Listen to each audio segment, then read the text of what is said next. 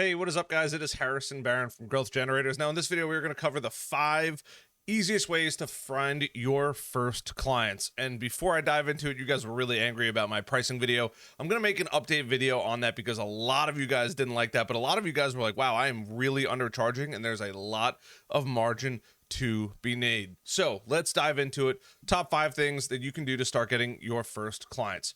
Number 1, right off the bat, is networking. I think easily one of the best ways to go get business is going out and networking. So what does that actually look like for you?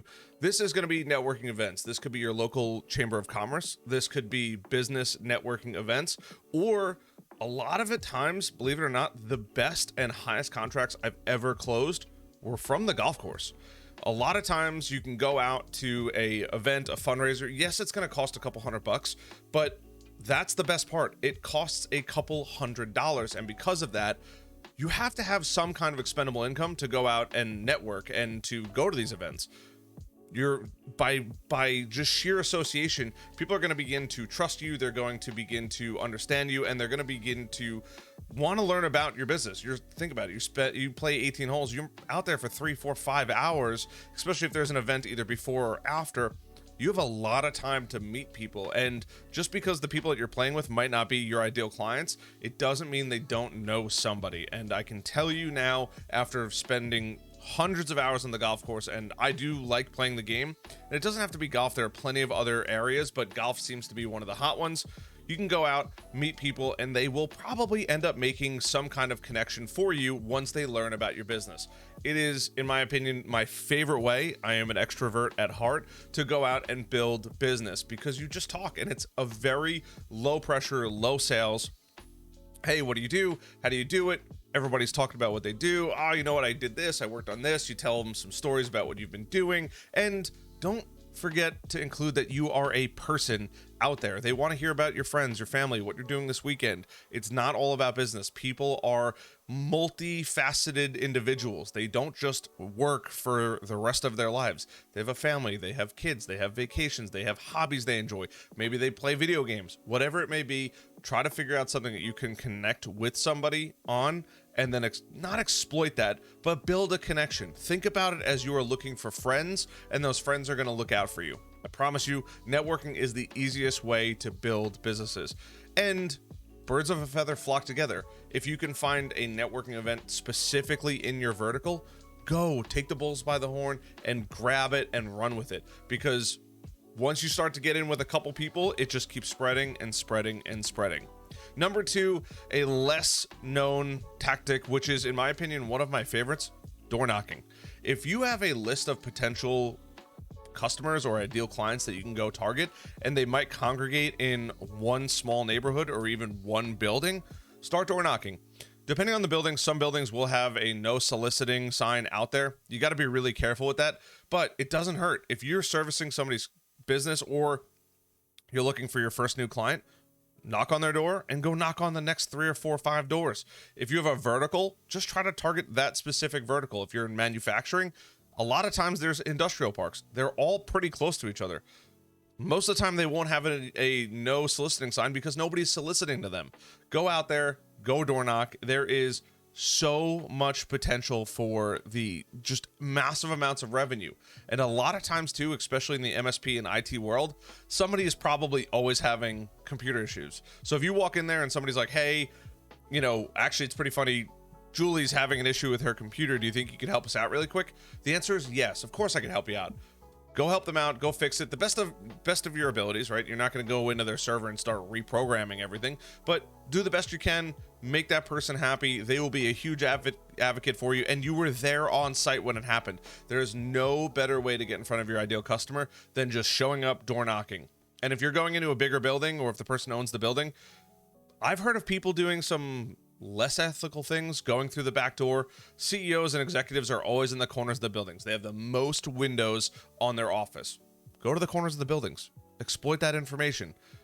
I'm not saying you should always do it, but I had a friend, he didn't sell MSP services. He sold payroll services. He would go through the back door with employees. He would dress down. He would dress kind of like somebody who probably just worked there. He'd have a couple books in his hand, so he looked really, really professional. And he would just walk in, walked around like he knew exactly what he was doing and he was supposed to be there. Nobody ever questioned him. And 9 times out of 10, he was either closing a deal or getting a follow-up conversation. Yeah, every once in a while he'd get yelled at or told to leave the building or escorted out of the building. But 9 times out of 10, he was going after large clients that paid a ton of money. And one deal, if he closed it, was worth a exorbitant amount of income to him. It just made sense for him to do it. I'm not saying you should go do these things, but I'm also not saying you shouldn't go do these things. Number 3, referrals. Everybody loves a referral. The problem with referrals is most people don't do it correctly. And let me explain on that. Most people just expect their friends and family to send them referrals, or people they're already doing business with. That's the worst way to do it. You have to go ask. If you're not going out and you're not asking specifically for that referral, you're probably not going to get it. And what I mean by that is, hey, do you know anybody in this specific vertical? If you don't give them the opportunity to communicate and let you know, hey, this is somebody I know or somebody I don't know, or I'm looking to go meet technology companies. I'm looking to go meet manufacturers. Hey, do you have anybody that owns a warehouse? These are questions that are really good. Do you think you can make an introduction for me? Worth its weight in gold. If you get your first couple clients, ask them, hey, by the way, after your first week, after onboarding, they've gone through the pain, they're running better than they've ever ran before. That is, strike the iron when it's hot. The best time, undoubtedly, to go out and ask for a referral. Hey, by the way, can you make 3 to 5 introductions for me? Or if you've gone through some sales training, do that in the beginning. Hey, if you decide to work with us, or if they ask for a discount and you say, hey, if you decide to work with us, part of this discount is the expectation that you're going to give me between 3 and 5 referrals after we started working for a little while till you guys are at a good point.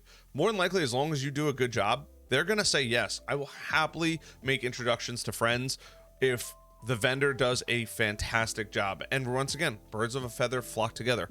More than likely, I'm in digital marketing. I know a bunch of digital marketers and they all do different stuff. So if somebody's selling software, hey, by the way, do you know anybody that can, I could help? Yeah, I'm going to make sure you know all of my friends. They're going to do better in business, and we're not competing because I know what industries they're in. I target the technology industry. They might target restaurants. They might target some other manufacturing, banking, whatever it may be, school districts.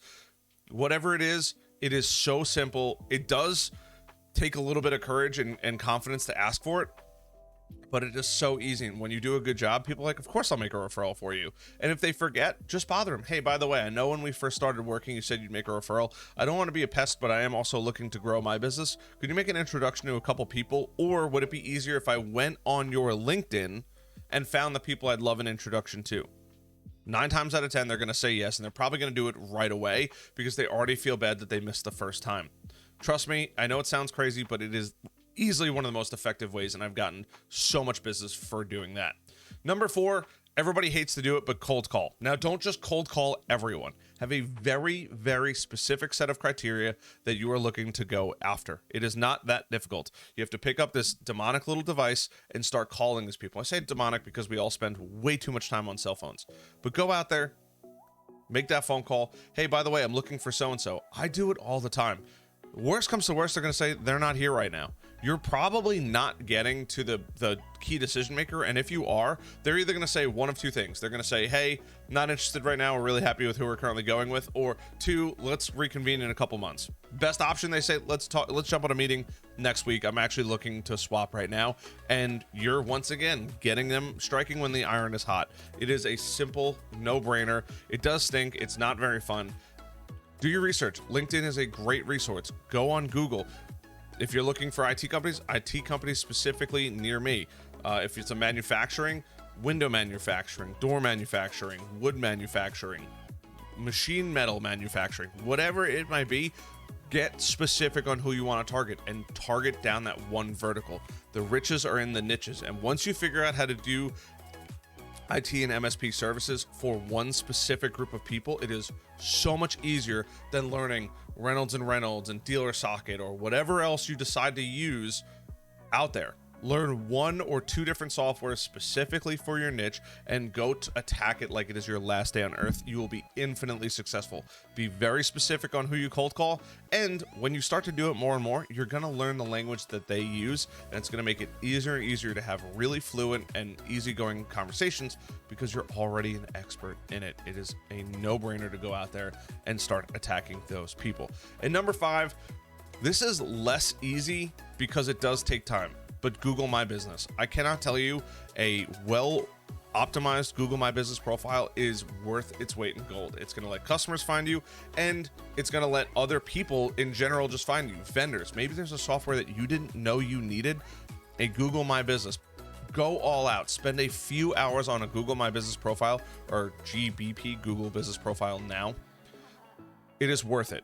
Fill out as much information as you can, add as many pictures as you can, show people what the process looks like, the befores, the afters, who the team is that's doing it, your facility. If you're worried about it being dirty, Photoshop it a little bit. It's not that hard, but having a solid Google presence, especially Google My Business or Google Business Profile, is well worth its weight in gold. It lets people find you, and it allows you to find other people. You're probably going to want to go out and target somebody that has a really well done Google Business Profile versus somebody who just has a listing and you're hoping that they do what you want it to do. If they spend a lot of time on it, chances are pretty good it's a larger client, and we all know that the money is in the larger deals. So I hope this video helped. Those are 5 tips that are going to help you land your first couple clients. If you guys are interested in learning how to price out your services, check the link down below and jump on our newsletter. We're constantly teaching people how to crush it in the MSP and IT world. I'll see you guys later. Bye.